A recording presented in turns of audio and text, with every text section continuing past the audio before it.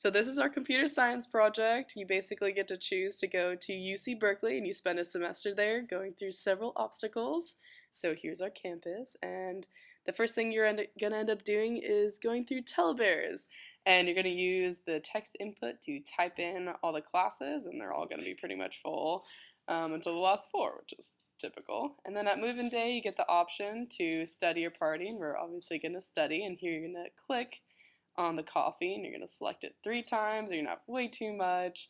And basically there's just going to be several scenes that you go through, and you're going to use different options to go through like games and stuff. Here we're at Crossroads and you're going to end up clicking on all the food using your mouse, and you're also going to have way too much. And next we're going to head over to get our papers that were thrown around everywhere, and you're going to use the arrow keys in this game and move around your little person, your player, and if you hit the walls you die, and you're trying to collect as many papers as possible within 30 seconds. And this is just one of the many games that are within our project. And this is where you're using arrow keys, and other places you're doing inputs or clicking on things.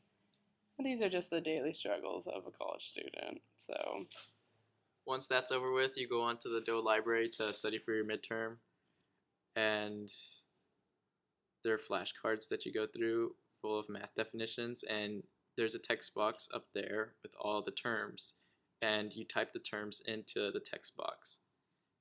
And you aren't allowed to move on unless you get the correct answer. So once you get the correct answer, you move on to the next question. And if you get it wrong, it repeats the question until you get it right. And it continues. And the list gets smaller as you go through. You get the correct answer, eliminates it from the list. Until it gets to the very last one. Here's an example of it getting an incorrect answer. Let's see.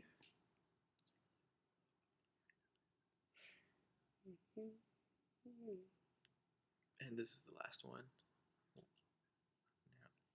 And then you're going to move on to your final afterwards the next day.